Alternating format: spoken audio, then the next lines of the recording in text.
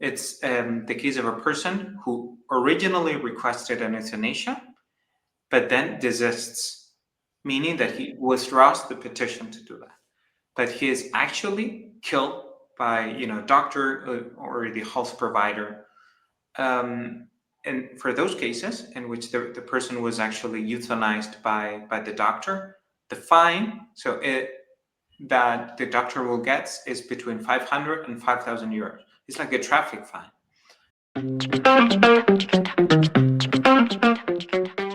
Dober dan v novi epizodi podcasta Usidrani. Moj današnji gost je profesor Guillermo Sancho, ki je pravni svetovalec pri ADF International na Dunaju v Avstriji. Je pravnik specializiran za ustavno pravo in človekove pravice in v Evropi vodi pravno zagovorništvo za spodbujanje in zaščito starševskih pravic, svobode govora, otrokove pravice do življenja ter svobode vesti in vere. Predaval je ustavno in pravo človekovih pravic na univerzi v Navari, gostoval v Münstru in Kelnu, ukvarja se pa tudi z zakonodajo na področju evtanazije in pomoči pri samomoru. In na našo prošnjo je analiziral tudi novi slovenski zakon o prostovoljnem končanju življenja in ga primerjal z pravnimi ureditvami v tujini. Zato lepo prisluhnite najnemu pogovoru in ne pozabite komentirati, všečkati in deliti naših vsebin. Hello and welcome to the new episode of our podcast. Today's guest is Professor Guillermo Sancho, who serves as legal counsel for ADF International Vienna, Austria. He's a lawyer specializing in constitutional and human rights law and conducts legal advocacy in Europe to promote and protect parental rights, free speech, children's rights to life, and freedom of conscience and religion. He previously lectured on constitutional and human rights law of the University of Navarra, taught as visiting professor in Münster and in Cologne, and he also works on legislations related to euthanasia and assisted suicide bills, and has analyzed Slovenian proposal in detail, comparing it with legal frameworks and abroad. So welcome to our podcast, Professor Guillermo Sancho. We're looking forward for our conversation. Thank you so much for the invitation, Nate. I don't know if I'm pronouncing your name correctly. Nate. But it's okay. It's okay. Thank you very much for the analysis. And after you analyzed Slovenian Act for assisted suicide and compared it with laws in Belgium, Netherlands, Spain, Portugal, Austria, what would you say are the biggest concerns and the weakest points of the Slovenian law? What stands out as most problematic in terms of patient safety, risk of abuse, and long-term societal consequences? But thank you for the question. First of all, I wanted to provide, like a broader context, because you just mentioned those countries who have passed euthanasia laws. Most countries in Europe criminally ban assisted suicide, meaning, the cooperation of a third person to end your own life at the request of a patient who has, a medical condition and a particular suffering. So first of all, this is the principle, and this is not something that I say. It's said and it was recalled recently by the European Court of Human Rights in 2023 in the case of Karsay versus Hungary. So first principle: most countries in Europe prohibit the cooperation to the suicide of a patient. Second thing is most countries prohibit as well consented bodily injury. What does that mean? Imagine that I ask you, can you please, chop off, cut off my arm? If you do that, you're committing, a bodily injury. That's a crime, even if I consented. Of course, it will not be, as punished as if it was not consented because I exposed myself to that risk, but still it's banned. So even if every party agrees with that. It is, of course, because it's not up, to the person. There is no disposability of your body parts. You cannot sell your organs, you cannot sell yourself as a slave. And this is true in Slovenia, this is true in most countries of the world. And just to provide you a bit more context, in the law, let's go to a non-controversial issue like labor law. When you enter into an employment contract, there are rights that you cannot waive, meaning you cannot renounce to certain rights when you enter an employment contract. That's of course a limit to your autonomy, but for good reasons.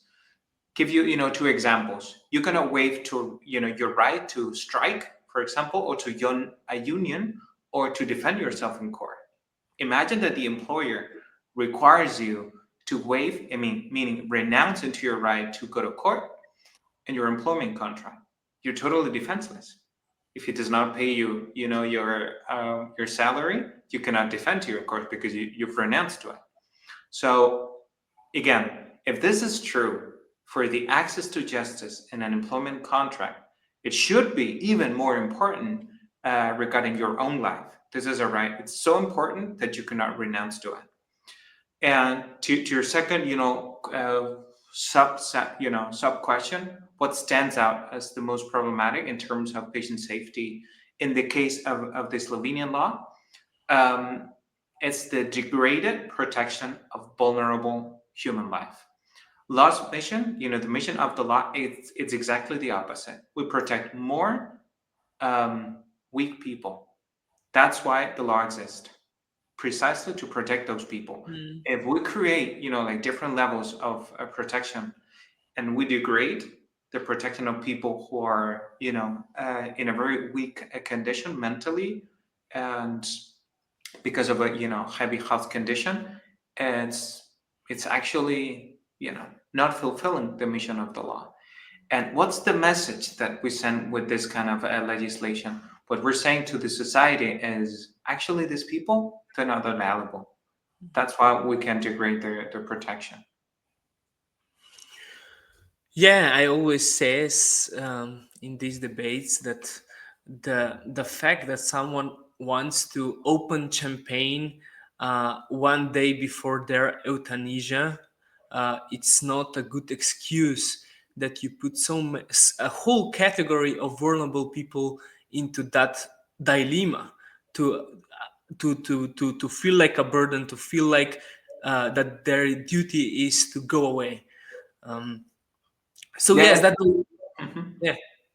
I totally agree. I just wanted to mention and to flag, a very interesting study which was conducted in 2020 in my country, in Spain, and it analyzed the different wishes of patients and who were going through this unbearable suffering.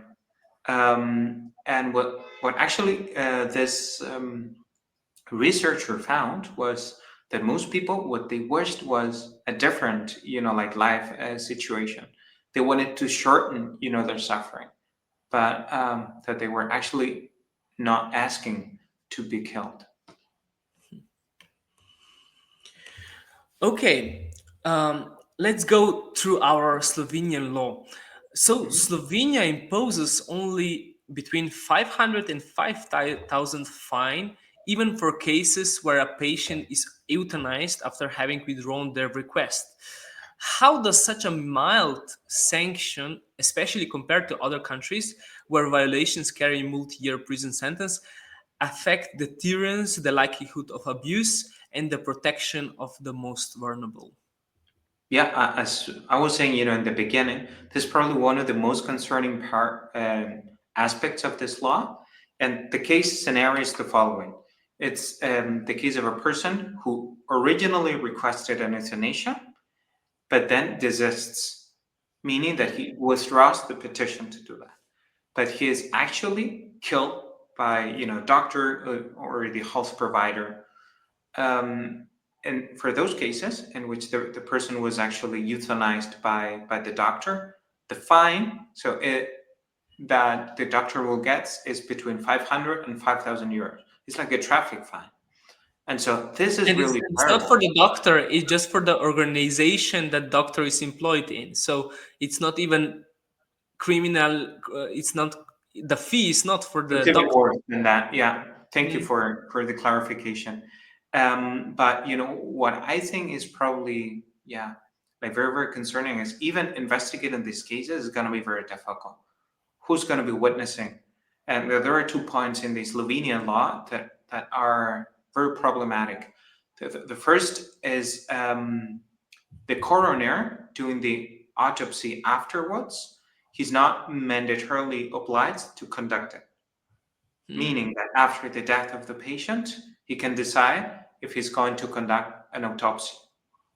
So that's the first point. And the second point is, in this situation, when practicing the euthanasia, if you only have, the health providers, the doctors and the patient to be euthanized, who is going to be witnessing the withdrawal and that, the patient was killed against his will.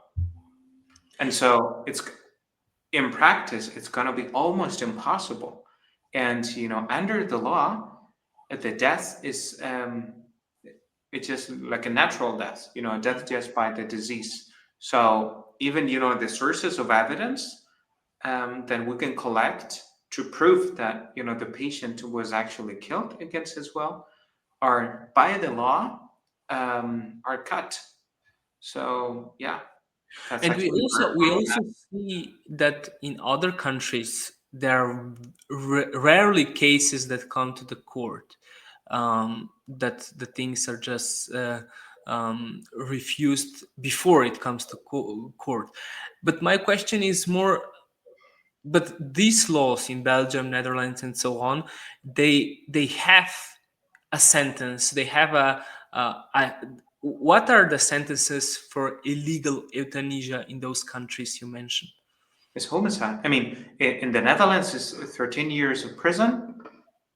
And so let me check that again, because I want to be precise on this point. But if I recall that correctly, yes. So in the case of the Netherlands, it's 12 years imprisonment. And in case of illegal assisted suicide, it's 3 years of prison. So compare that to the 500 euro fine to the Association of Doctors. It's just ludicrous. And those are the most liberal laws, I would say, in European Union. But for another topic or another aspect of Slovenian law that is very concerning, I would say that, as I read in your memo, that the Slovenian law allows assisted suicide to be performed as soon as in a few days after a second consultation, and it's possible to be carried out in less than 2 weeks. How does such an extremely short waiting period compared to the timelines in Austria, Belgium, Spain? What are the timelines in other countries? So in Slovenian law, as you say, there is a maximum of 14 days after the first request and the second conversation with the doctor. And as you just recall, that means that in a couple of weeks, a patient can get euthanized. In Austria, there is a minimum waiting time of 12 weeks. In Belgium, there is a 1 month deadline. In Spain, we have, the average, and this is the statistic published by the Spanish Ministry of Health, is 67 days on average. And in Portugal, it's 2 months. So, like I said, the Slovenian law in this point, by establishing like a maximum, so it should be between 3 and 14 days after the first request and the second conversation with the doctor. And that's really problematic. I mean, that's actually pushing the patient who originally manifested, wish to be euthanized in that route. It's like a one-way path. Another aspect is freedom of conscience. There is a freedom of conscience article in our law where doctors still must refer patients to willing providers despite moral objections. Pro-life physicians are excluded from sitting on assisted suicide commission, and religious or private institutions are not allowed to forbid assisted suicide on their premises what impact has that ethical pluralism and the real practical protection of the conscience of rights? Yeah. So please, let me provide with some background context, because the law talks about consensus objection, but actually this is a matter of freedom of conscience. And so this is not like a legal play of word. There's really a lot behind this difference. And so let me like explain that a bit, and I'll get you to your questions. So first, in the case of consensus objection, for example, to military service, you're objecting to a legitimate duty defending your country in military service. And if you object to that, you can then you will have to do like an alternative civilian service in lieu of military service. So there is like a burden so that you do not escape, the legitimate duty of defending your country. Okay, this is the framework of consensus objection. The point here is the following: is euthanizing a patient one of these legitimate duties that the state can impose on doctors? Can we say that it is due healthcare, killing a patient? If it is not a due healthcare, it's not the provision of healthcare services, because it is actually the opposite. You're not healing. Then we should be talking about freedom of conscience. And freedom of conscience means that you cannot put alternative duties or alternative burdens on doctors, because it is not the case that they're sure Or institutions. Yeah. Again? Or institutions also, or not? Yeah. And so to the first point, forcing a doctor who refuses to euthanize patient, forcing him to refer to other people, that also violates his conscience. You're creating like a substitute obligation. Okay, if you do not provide it, then somebody else should do that, because it's do healthcare, this healthcare services, and you have to cooperate with that. This is problematic. This is, again, his freedom of conscience. Second, of course, they also prevent, this Slovenian law prohibits this institutional freedom of conscience exercise. I'm going to give you another example, which is less controversial, from the US. Nobody disputes that big pharmaceutical companies who reject lethal poison can object, for example, to selling to the state of Texas this lethal poison for the death penalty. You have Walmart, very big, pharmaceutical companies like Pfizer.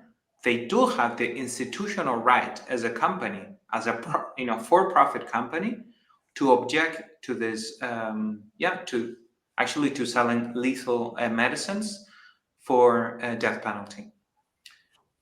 And of course, the different companies can hold fundamental rights as well. With a newspaper, they do hold free speech, because otherwise it's impossible that they can conduct.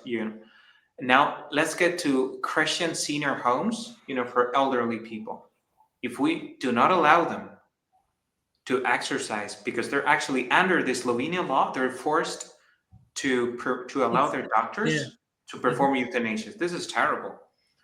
I mean, can you trust a Christian senior home if you know that actually any doctor or any of the doctors who are employees there can provide euthanasia to your father? And also it cannot organize like institution that would try to find the purpose in those kind of unbearable suffering moments, excluding euthanasia as a last resort. Or, for instance, Catholic institutions, Catholic nursing homes, or hospices, and other end of life institutions. Yeah, and then probably the last point that I was mentioning is the commission who is in charge of deciding over the request of euthanasia. Okay, that commission under the Slovenian law cannot be integrated by pro-life doctors. So pro-life doctors are prevented by the law of being members of that commission deciding. So first of all, this is a direct discrimination. That's viewpoint discrimination on the matters of opinion. You're excluding only on the basis of your pro-life stance, your position on pro-life, by the law. This is very problematic. This is actually unconstitutional. And second thing, what it actually in practice means is you're creating the machinery for authorizing death and granting, euthanasia requests. If no pro-life doctor is there, who's going to oppose? Yeah, and what are the consequences in other countries? Because other countries also have, many of them, they have commissions that decides who is eligible, consists just of doctors and just of physicians that agree with the notion that everybody has a right to death. So what are the dynamics here, and what are the consequences of that kind of homogenic ideological framework that those institutions, those commissions actually operate on? Yes, of course, I think they will just work as a rubber stamping, like every request that they receive. And so if it's supposed to be a safeguard at least to prevent those patients who do not qualify under the law, those who are not, in unbearable suffering, or who do not have, the severe illness that the law says would qualify you to get an euthanasia, then it's actually going to be, very difficult, to limit the boundaries. And also what I was thinking about our law, and when I was reading it, there is a possibility that if you're a doctor and you don't have freedom of conscience objection, and you write an opinion which is negative, and the commission and another doctor rules against your opinion, then you have to perform assisted suicide, and you have to, even though you object to it, you are legally obliged that you do assisted suicide, or you provide someone who would do it, even against your professional opinion. That's also, I think that's also one of the things, that absolute aspect of conscious objection, that you are totally in or totally out. That's for me is very concerning. Yeah, and like I said, enforcing, those boundaries, that's going to be very challenging. And we've seen that, with the slippery slope in the countries which have passed euthanasia laws, how they keep increasing year by year. And interestingly, if we go on, Slovenia frames assisted dying as a patient right in Article 5, rather than just exception to the criminal code. And what is, because we are hearing for some outrageous examples from Belgium, Netherlands, but they don't have a right to die as we have it in our bill. They have, or initially they had decriminalization. What is the projection of the slippery slope when you initially introduce something as right to assisted dying? So first of all, is this transvaluation of values. You're saying that killing a patient which is severely ill is actually healthcare. And it is actually, the provision of healthcare services. And you have a right against the state to enforce, that claim. I want to be killed because I'm going through unbearable suffering. So you're totally, changing, and actually turning the law on its head. And so first of all, on the society, that has a big impact, because so first, healthcare is no longer about healing. It's about, the fulfillment of a desire. And this is actually not the purpose of medicine. This is not the purpose of, the healthcare services or of a health system. That's the first point. The second point is what the person, of course, in a very critical situation, and it can be understandable, on a personal level, might wish that cannot be automatically transformed into a right. And when you do that, then you can ask, the whole apparatus of the state for the enforcement and actually for the fulfillment of that wish. So this is the next consequence is that the whole society must recognize this as actually the exercise of a right, of something which is actually good. And that's the first point. And the second point is, unlike decriminalization, if you convert it into a right, then you're going to have competing rights. And you're going to level that with, for example, with right to life or with freedom of conscience. And so you will have to be obliged, to do like a proportionality or a balancing test between competing rights. Rights which are legitimate, and this, like new fake and wish-based claim right of asking for euthanasia. And what that means is that the value of true rights is actually diluted. It's watered down because of this. Inflation. When they enter into collision, then which is going to suffer more? The Slovenian law also says, or the conditions for applying to assisted suicide under Slovenian proposed law is unbearable suffering as a consequence of a severe incurable illness or another severe permanent health impairment. And that is not very precise definition, isn't it? We see countries that legalize euthanasia for terminal ill patients, for those whose death is reasonably foreseeable. And how that broad definition as severe incurable illness works in practice. How have similar criteria expanded in Belgium and Netherlands, is it reasonable to expect that Slovenia will follow that trajectory over time? Unfortunately, this is true. We even have, a more recent example. We have the example of my own country in Spain. It has actually a very similar definition. People who can qualify are those who are going through unbearable suffering, and as a consequence, severe incurable illness or another severe permanent health impairment. And in the interpretation that the courts have been given, they've actually opened it to mental health problems. So people with a year-long depression, they can also apply. And there is actually a very famous case in Barcelona of a 23-year-old lady who actually who had severe depression since she was 13, 14. She had attempted suicide once. As a result of that attempted suicide, she was in a wheelchair because of, she jumped from the fourth floor of a building.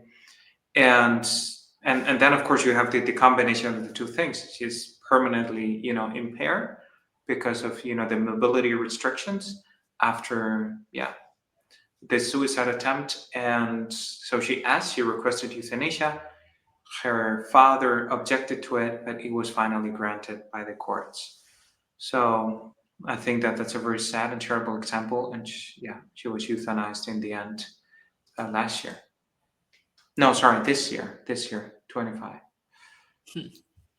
So that's really, really concerning, because even Canada, which is a world's champion of euthanasia, started just with terminal illness, and later they expanded to incurable illness. And the next thing you already mentioned, the falsified cause of death.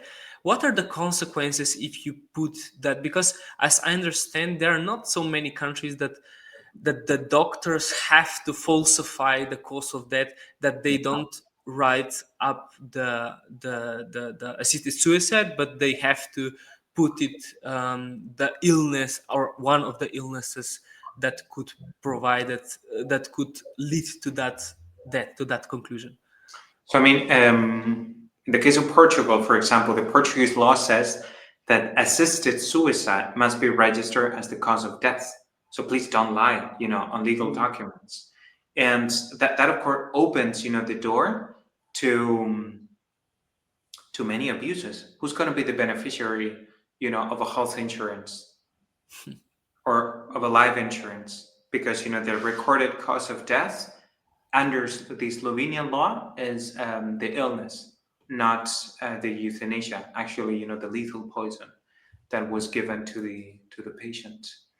And just to give you an example, this is such a basic distortion of the law, of basic principles of the law, because usually contracts are void, are not valid if they just depend on the will of one of the parties. Yes, and so if I can step out at any time from my contract, or if the condition which makes the contract apply depends only on one person, that's normally cause of the invalidity or nullification of a contract. And this is actually what happens here. I can make a life insurance contract, and I can decide to kill myself, and in case that I'm terminal, I'm going through unbearable suffering, and then somebody will get the money. So this There are is even of course open the door to fraud, and there are extra articles just telling that for that kind of case of insurance companies in Slovenian law, because it's not so controversial at all in Slovenia with our socialistic history and the class enemy, which are like insurance companies are class enemies, so they're not very afraid of stating that into the law. We have just two questions now, and the one is, you mentioned when we were talking before that Slovenia has really that we don't have a good palliative care as an alternative to assisted dying, or if you even can say that death can be alternative to palliative care. But do you think it's even ethical for countries that even start that debate about euthanasia or assisted dying if you are not able to provide decent palliative care? I think that's a very valid point. And in the beginning of this month was released the latest version of the world map on of access to palliative care by the World Health Organization. And actually Slovenia, adjusting it to the GDP, to the gross domestic product, it says they do not have a fully developed palliative care system. And even taking into account that it is not such a big country, it's still being established. And so actually their resources should be geared towards palliative care, giving people in those latest days, in case that they're terminally ill, actually the best, the most high quality of care, healthcare that we have to alleviate their suffering. And this is the point, because otherwise, if the alternative is to the unbearable suffering is I refuse to provide high quality palliative care, and then I push you to ending your life, which might be thought to be like cheaper, then that's a very cruel solution. You're not really addressing, you're not accompanying the person in their suffering. You're just pushing them to the easy and quick solution of killing the patient instead of treating the disease, or at least alleviating. And there is a very, very beautiful quote from Pope John Paul II, that there are incurable illnesses, but there are no uncurable persons. Everybody can be taken care of. And we should not omit those this healthcare. To conclude, I believe that Slovenia has a great opportunity in the upcoming referendum to reject that that path, that slippery slope that we were talking about. And what would be your message to all Slovenians going to polls on Sunday, 23rd of November? Of course, it could be voting against this law, the current law. But more importantly, so that this is the first step, so that it can open the door for a new palliative care law in Slovenia that will actually address the suffering of patients. And I wanted to end with a beautiful story of a Spanish singer who actually was hit the record, the Billboard #1 in 2020. He was suffering from a cancer, a colon cancer, that ended which tragically ended his life. He was receiving this palliative care, and he was very grateful. He could live, his last years in the best possible condition, and he was, like I said, full of gratitude through all that process. In 2020, he released, this single, which skyrocketed and actually became the first one. He even made a documentary showing how thankful he was for receiving. He ended up dying at home with good palliative care. His name is the name of the singer is Paudones, and the song is translated into English would be "This Thing that You Give to Me." And he was actually meaning accompaniment and love, and how grateful he was for life. So I would like to recommend listening to the song and vote correctly on this Sunday. We'll put it in the description of the episode. Sure. Thank you, Professor, for your research, for for our conversation, and thank you for listening. So please share, like, subscribe to our channel, and see you later.